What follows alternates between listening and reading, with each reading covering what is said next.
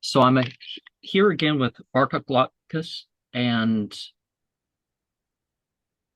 something I would like to get your impression of before we continue is you may have seen that I now have a Lzwvmmh name for you, um, or chant for you, however you want to consider that. Um, Ozirh Mabaz Gchobum Yoy Hxpds Hsi xzgbz vretm gall. So what's your impression of that? That's pretty cool. It's kind of reminds me. Is that a demonic language you created yourself? Well, that's what the Lizu part of it means, and it got that name one because I felt that that's was its name. Um, but the first set of chants that I got with it was related to the Goetia and other grimoires, and then I started getting other stuff not quite explicitly there, so that's where it started. Nice. Yeah, it might reminds me of something chthonic, like I'm deep down in a cave somewhere. Yeah, I miss being in the caves. What caves you been in? So you wanted to talk more centered around your book. I know my meme is not the official one, not official for it, but it contains a picture of the book. Yeah, I know I sent you a free copy, and I'm pretty sure you've read it by this point. I was kind of wondering your impressions on it. I did see one of your videos that went So we over left it off a last little bit. time talking about encounters with the dead and that sort of stuff. So what prompted you to well, I mean that's not really what this book's about, but what prompted you to start writing this book instead of another short story or something? Um, well, they kind of started as like standalone short stories, and I realized I wanted to turn them into a book. Can you hear me? I thought I was going to write this book, and Oh, did I yeah, I can completely hear shut you. my sound off? It worked.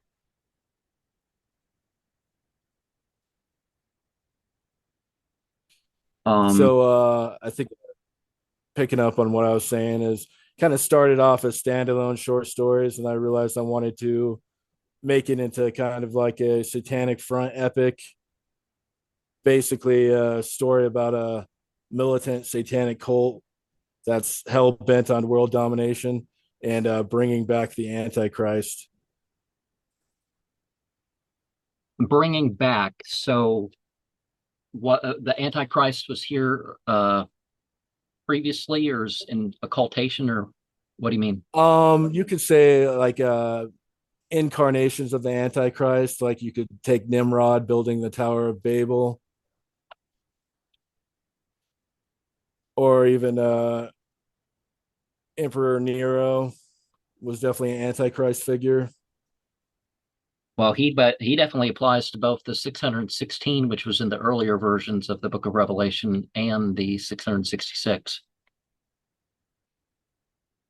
Yeah, I know some people might refer to those figures as mystery kings, kind of figures leading up to the coming of the Antichrist. But I also just wanted to write a book about satanic front, and most of the stuff you're going to find in the book is obviously fictional. It's very dark fantasy, tons of supernatural stuff. Not that supernatural stuff doesn't happen in the real world, because it does, but there are a lot of the characters are based on real people in Satanic Front. There's a character based on me. There's a character based on Satanic Manibus. There's a character based on Anton, or as a lot of people know him, Commandant Cultus. And so I put a lot of our personalities and attitudes in there, and there's some Easter eggs for people in the know of real things that have happened or things connected to Satanic Front lore. But a lot of people who are close to us will definitely pick up those details.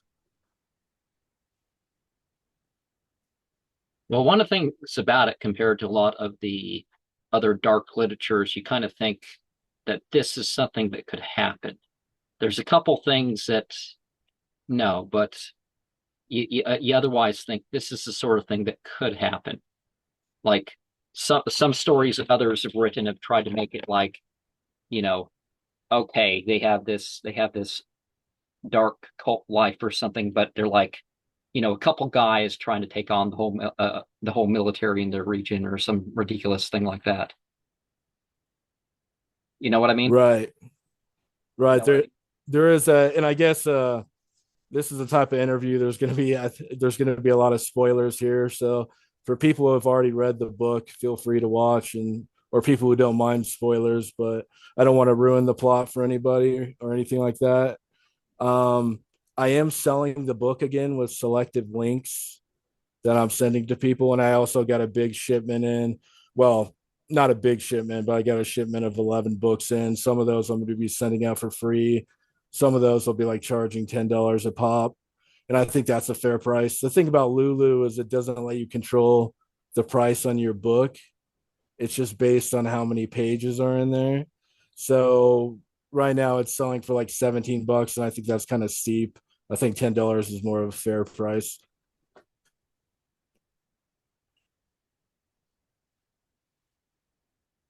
Well, it's definitely a bookseller to look at because there are some books, particularly when it comes to spiritually related things or dark things, that Lulu will sell that other ones won't. Yeah, this is definitely a very extreme NC-17 type of book, lots of blood and gore. Uh, but I think people know that getting into it. That's why I call it a splatterpunk book. Well, it's the sort of thing. Maybe not the maybe not the spiritual context, but it's definitely the sort of thing that a young Ted Bundy would have looked for. I'll take that as a compliment for sure. Because if you You remember know, his have last you seen? interview, he was talking about how you could tell how pleased he was that things available were more graphic than they used to be. Yeah, I was just about to bring up his last interview, and it's with this evangelical Christian pastor named James Dobson, and he started this Christian organization, evangelical organization called Focus on the Family, and that's in the same city I live in Colorado Springs. And I remember when I was a teenager, I went to some protest there with one of my friends, and I've never seen more cops in my life, all dressed up in body armor and riot gear. There were like hundreds of them. It was crazy. I usually find a lot of the feminist behavior or what they say kind of ridiculous, but I do like the line from the from L7, pretend that you're dead. That refers to when they were singing about groups like that they're neither moral nor majority. Right. Yeah. And I can't even remember the particulars of what the protest was based on, but yeah, it's too foggy. Were they one of those But it was groups that was trying to obviously bring like, back hitting your kids with a rod? oh yeah, I think it was about like focus on the family, didn't want evolution to be taught in schools.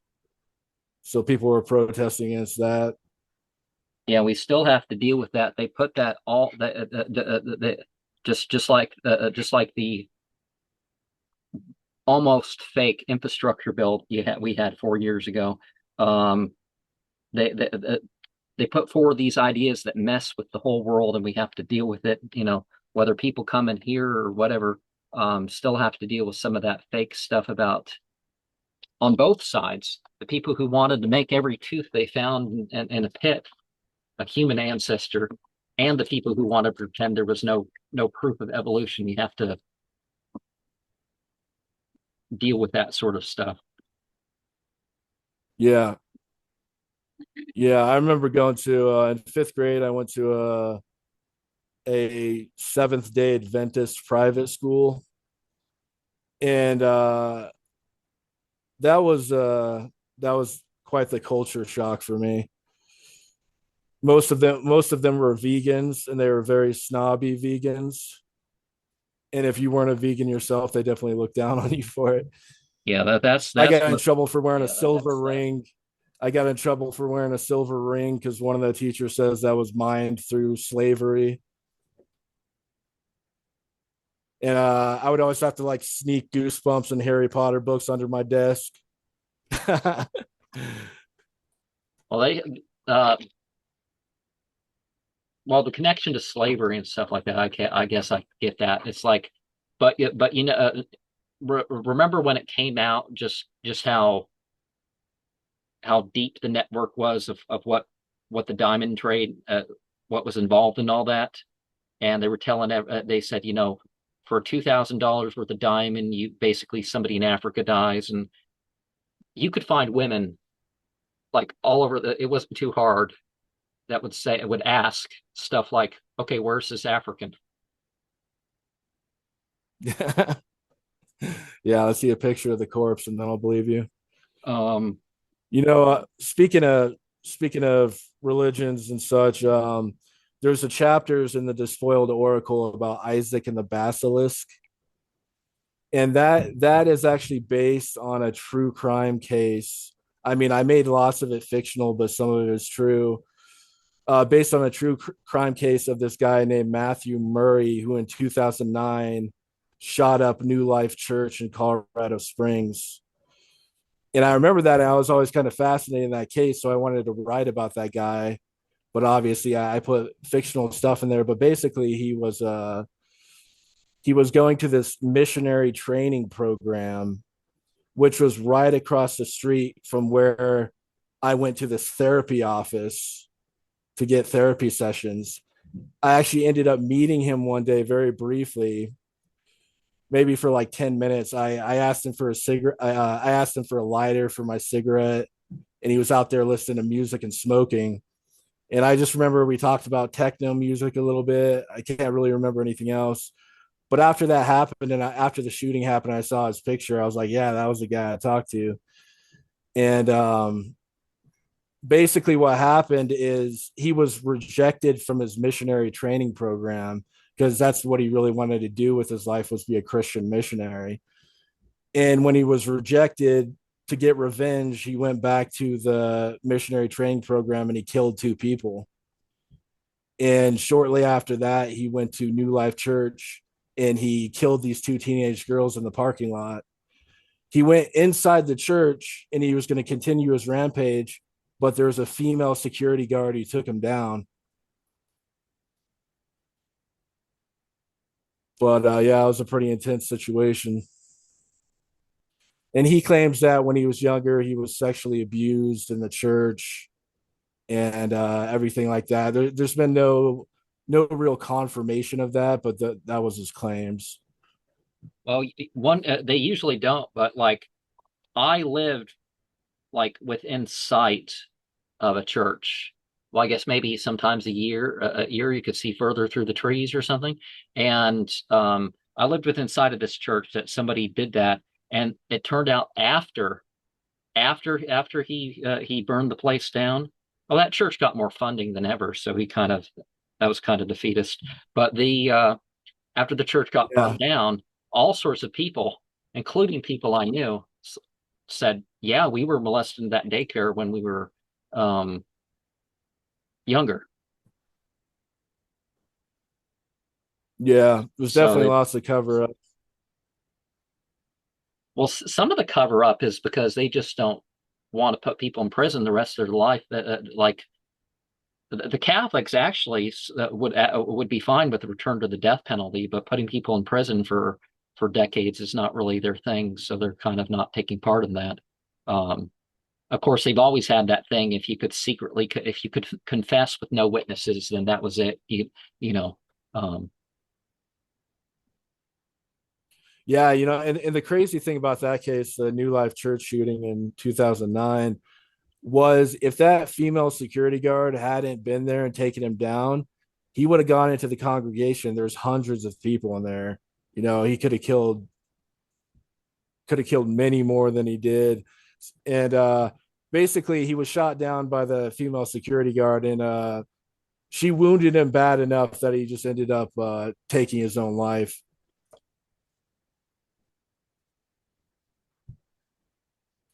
But I thought that was pretty crazy that I was like, yeah, I actually met that dude. And there's a lot of cases where maybe they didn't have that much of an intention, but um like of serial killers that they can recall times when they were pulled over by the police with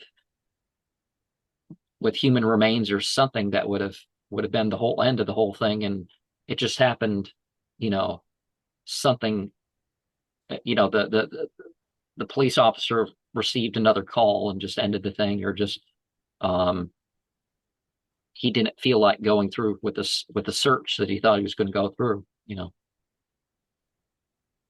Yeah, it's pretty interesting how a lot of people miss all the, what would you call the warning signs or red flags or whatever. Because this guy who shot up the New Life Church, he was making all sorts of internet posts about how he was suicidal, and he was like threatening Christian pastors and all that stuff. And I don't know if you remember this case, but I think it made national news. There was this preacher or a pastor in New Life Church, Colorado Springs. His name was Ted Haggard. Have you ever heard of him? That's a familiar that's the name I've heard. Yeah, he was very fire and brimstone preacher, and he was also extremely He had a crew cut, or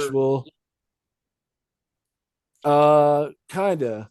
Yeah, but he would preach, his main thing was about how gay people were gonna burn in hell and how sinful and wicked gay people were. Well, it came out there's this huge scandal that he was smoking crystal meth and having sex with a gay prostitute. So that destroyed his whole career, ruined his life. He ended up going to like shock therapy sessions, like electrocuting his testicles until he's straight. And I don't think that worked. But the funny thing about this guy is like his mannerisms, the way he talked, you could tell he was gay right off the bat, that he was closeted. But I remember when that came out. So the guy who shot up New Life Church, in his writings, he would talk about how Ted Haggard was his mom's favorite pastor and how much he hated him and stuff.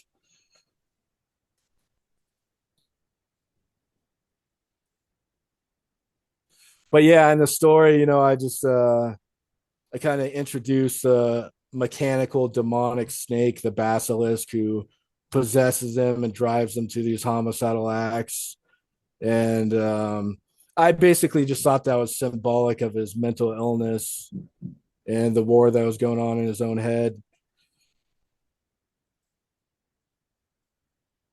well, there's definitely this growing idea that like the machine is the thing themselves. It's like out of Tucson, Arizona, there was an Islamic cult that talked about the machine that teaches people, and they didn't take it to the dark side, and but most of the people are taking it towards the other side, and they're saying, oh no, the machine's going to incarnate the devil or something, and it's like it's still the people running the programming or doing whatever to the machines that bear responsibility.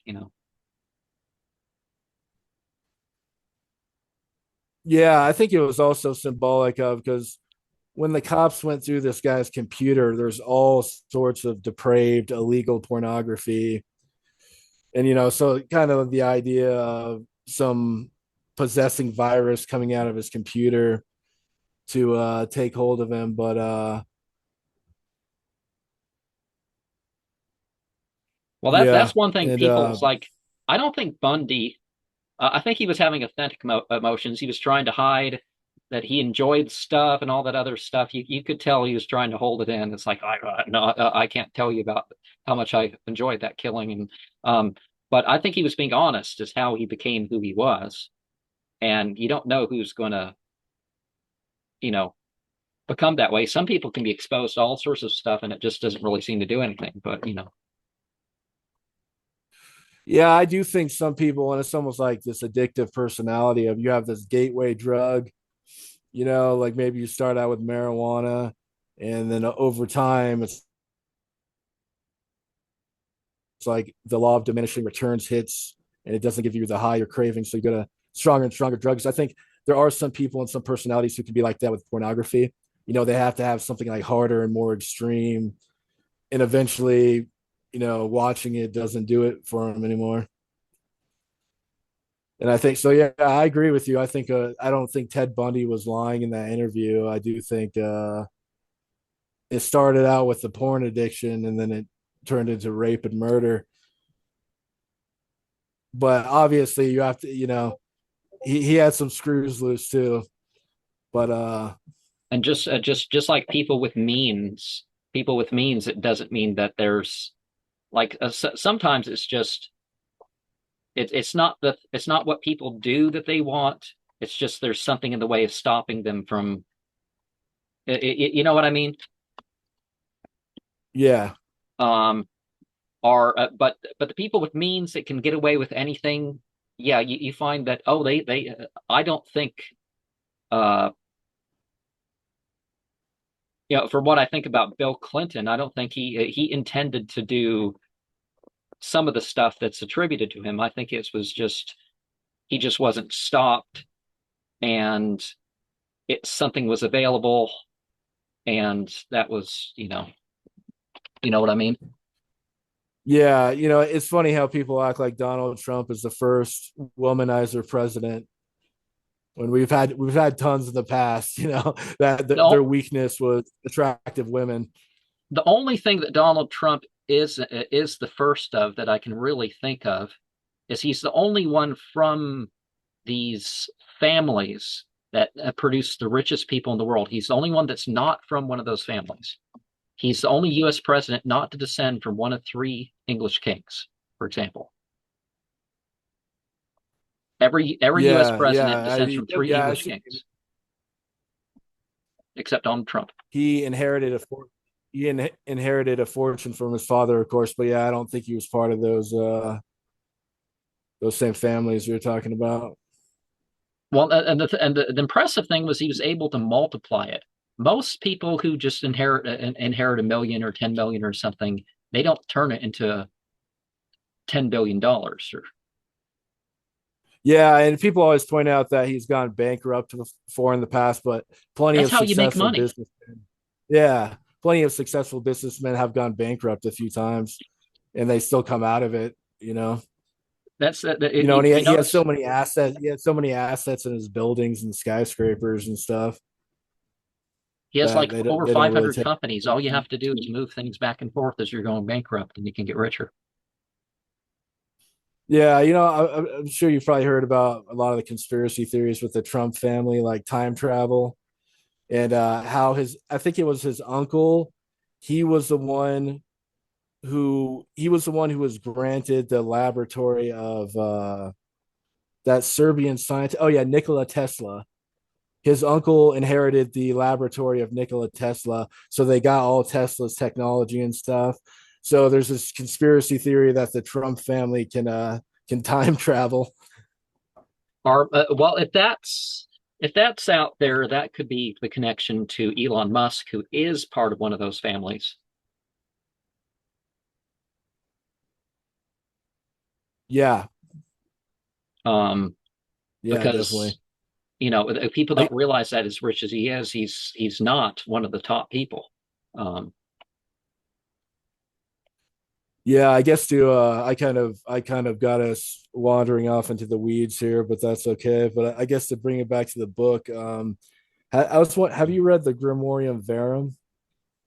yeah, um, I have a book that's supposed to be what it's based upon. Joseph Peterson did a translation and a comparison of the versions of that, and I've definitely done work with the regular Grimorium Verum, not quite in the way that people would expect, but I have worked in those areas. Nice. Yeah, there's a couple of chapters in the Despoiled Oracle that are based on the quest for invisibility, and the main character in those chapters is Anton or Commodus. And Anton believed that he was a reincarnation of Emperor Commodus, and he believed that he was part of an Illuminati bloodline. So I wanted to put that in the book. And basically, the quest for invisibility is this ritual from the Grimoire Verum, and you have to kill a thief and decapitate a thief, and then you have to put certain types of beans into his hollow eye sockets and mouth, and you have to do some other things, and you have to summon the spirit called Morale. And once you summon the spirit Morale, then he grants you the power of invisibility. That was always one of my favorite rituals from Grimoire Verum. I thought it was really cool, so I wanted to include it in the book. And it's definitely one of those books that tends to come with a little thing up front reminding you of the health and legal risks to you if you engage in the exact form of what is listed. Oh yeah, yeah. Yeah. You don't Um, as opposed to some other books that I've come across that they do kind of, well, they warn you in a different way. I've mentioned I did work regarding this Scientology spinoff called Ekankar, and they threaten you all the time that either they warn you how explicitly the word of God, whatever this guy decided to put out as an official book is, or that if you mix up and tell somebody you're the member material, but a lot of groups operate on sort of, they kind of threaten you to kind of not whatever, but they don't actually. But the one thing about that, there was like a psychic vampire like set of entities that was supposed to be over that group, although they kind of didn't make that so explicit, and they made it sound like a couple. I'm going off subject here, so you can stop me, but I'm just thinking of that. Um, Yeah, I guess something else I wanted to mention about the book is it's not the book, the chapters of the book are not in a linear order. I didn't want to make it backwards, but I didn't want to make it linear either. So I decided to use tarot cards to decide the order of the chapters.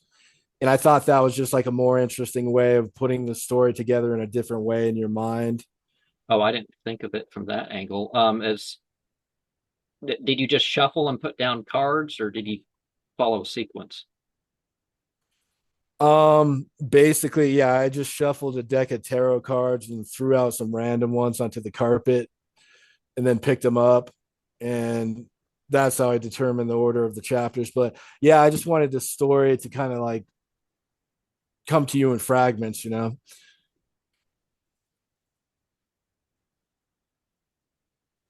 So you said that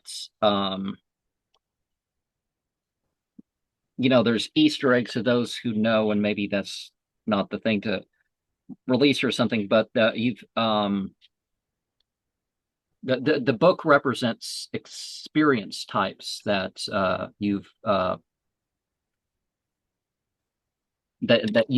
had, or people in the group have had. Yeah, there is something in the book. There's the Belphegor consecration rite, which is a ritual that can be found in the Satanic Front handbook. And it's a pretty simplistic rite, but pretty powerful too, is where you enchant and empower a weapon through a fairly basic consecration process, which includes playing the demonic in of a certain demon and then bringing the weapon through the smoke of incense a certain amount of times. Oh, I thought I'd mentioned quickly here that we're under 6 minutes for this meeting. Um, Okay. yeah, got off track and got lost with the sound. So, um, you specifically chose May Eve. Is that as a release date for the last Belighted Path? Is that's a New Year's? Yeah, we wanted to release it on Walpurgis Nacht just because the veil is thinnest next to Halloween. Um, we think there's just a lot of dark spiritual energy on that date, and as a satanic holiday, we thought would be a good time to release it.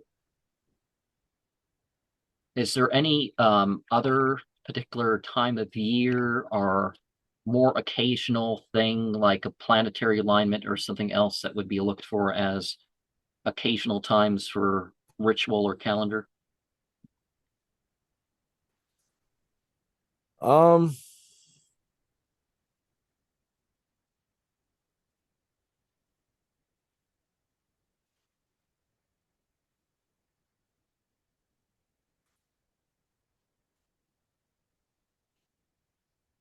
Trying to think of none come to mind right now. I know there are. Or perhaps something during the day like a favored stage of the day or night or planetary hour or something that is considered to be better to work with? Um, Personally, it's pretty simple, but I like to do a lot of rituals at midnight or 3 in the morning. The witching hour. I think I don't know, that's just kind of when inspiration tends to strike me too, and when I'm alone in silence late at night. Don't have to worry about any dumb shit going on. Well, one of the things, if you look past the time on the clock and you look specifically at the thing, if you just get a little sleep before midnight, that will have an effect. If you whether you sleep through it or wake through it, you have about 2/3 into the night, particular or 2/3 between dusk and dawn. If you want to narrow it down to outside the twilight, you tend to produce a lot more DMT. So whether you're awake or asleep, it's a good time to, well, I mean, it's a good time to wake up and do ritual. Um, Yeah, definitely. that and the way Yeah, most I was people thinking. Go most ahead. people are, they kind of don't, they kind of sleep all in one lump, and that's not what's actually better for our overall function. Yeah, I was thinking. The Belphegor consecration, right? That's in the book. That actually happened. Of course, I've performed that ritual many times on a revolver I have. But something else that happened was there's a short chapter in there that describes succubus visitation. And during this succubus visitation, my semen was harvested, disappeared, and was harvested by this succubus. And that actually happened, and it was pretty surreal when it did too. But I've noticed that a lot of people, even at some point in your life, if you have invoked or evoked Lilith in a ritual, you will have a succubus visitation at some point in time. That seems to be a consequence of summoning Lilith, in my experience. Most of the people that I've talked to that have had that sort of experience, they've been from Africa, and most of the rest of them have been from Asia. Um, and they usually don't tell me there's some magical secrets and stuff of their society that you can tell they know, but they don't want to say.